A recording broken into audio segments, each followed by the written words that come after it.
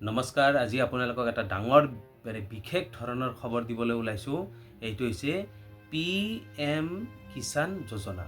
এইটো হৈছে আমাৰ ভাৰত চৰকাৰৰ কেন্দ্ৰীয় চৰকাৰৰ পৰা এটা কৃষকসকললৈ ধনৰ টোপোলা প্ৰতি বছৰে আগবঢ়ায়। আৰু এই ধন ৰাখি আমাৰ খেতিয়ক শ্ৰেণীৰ মানুহবিলাকে যিবিলাকে খেতি কৰে সিহঁতে এটা উপকাৰ পাই আছে। কিন্তু এইবাৰ যিটো 23 নম্বৰ কিস্তি জুলাই মাহত দিব, এই জুলাই মাহত দিবলৈ ওলোৱা 23 নম্বৰ কিস্তিটো বহুত কেইজন খেতিয়কে নাপাব। কাৰণ এইবাৰ 5টা নতুন আপডেট দিছে আৰু এই 5টা আপডেটৰ যি 5টা নিয়ম দিছে, আপডেট কৰি দিছে চৰকাৰৰ ফালৰ পৰা 5টা নিয়ম বান্ধি দিছে। এই 5টা নিয়মৰ ভিতৰত 3টা সকলোৱে পূৰ্ণ কৰিব পাৰিব, কিন্তু 2টাত ৰৈ যাব। মেক্সিমাম মানুহে 2টা নিয়মত ৰৈ যাব। 5টা নিয়মৰ ভিতৰত 3টা পাৰিব, কিন্তু 2টাত ৰৈ যাব। কাৰণ এই 2টা নিয়মটো একদম সাধাৰণ কথা নহয়। এইটো এটা চৰকাৰে পলিচি কৰিছে যে কিছু সংখ্যক এনেকে ৰৈ যাওক। এতিয়া এই 5টা নিয়মৰ বিষয়ে আপোনালোকক ক'বলৈ ওলাইছোঁ।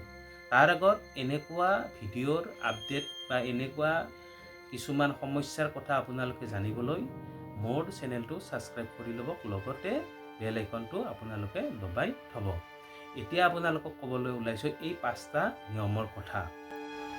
1 নম্বৰতে আছে আপুনি আপোনাৰ বেংকত KYC দিছে নে দিয়া নাই। যদি আপোনালোকে বেংকত এতিয়ালৈকে KYC জমা দিয়া নাই, তেতিয়াহ'লে আজিয়ে যাওক আৰু KYC জমা দিয়ক। নহ'লে আপোনালোকে PM কিষাণৰ এই ধন নেপাব। সেইকাৰণে খৰধৰ কৰক, আজিয়ে যাওক আৰু বেংকত KYC জমা দিয়ক। তাৰপিছত 2 নম্বৰতে আছে আপুনি আপোনাৰ বেংকৰ বহীৰ লগতে আধাৰ লিংক কৰিছে নে কৰা নাই। যদি আপুনি আপোনাৰ বেংকৰ বহীৰ লগত আধাৰ লিংক কৰা নাই, তেতিয়াহ'লে আজিয়ে যাওক আৰু আধাৰখন লিংক কৰক। আৰু আধাৰ লিংক নাথাকিলেও কিন্তু কোনো ধৰণৰ পইচা লেনদেন নহয়, সকলোবিলাক চব লেনদেন বন্ধ হৈ যায়। এতিয়া আছে 3 নম্বৰ। 3 নম্বৰত কৈছে আপুনি আপোনাৰ বেংকত DBT ফৰ্মখন ছাবমিট কৰিছে নে কৰা নাই। এই DBT ফৰ্মখন যদি ছাবমিট কৰা নাই, আপোনালোকে অনলাইনত উলিয়াইও ফৰ্মখন ফিল আপ কৰি ছাবমিট কৰিব পাৰিব। তেতিয়াহে আপুনি আপোনাৰ চৰকাৰী অনুদানবিলাক সোমাব আপোনাৰ একাউণ্টত। 4 নম্বৰত আছে আপুনি আপোনাৰ মাটিখিনি নিজৰ নামত কৰিছে নে কৰা নাই। এতিয়া নতুন নিয়ম কিছে আপুনি খেতিয়ক হ'লে নহ'ব, আপোনাৰ মাটিখিনিও আপোনাৰ নামত থাকিব লাগিব, তেতিয়াহে PM কিষাণৰ ধন আপোনাৰ একাউণ্টত সোমাব।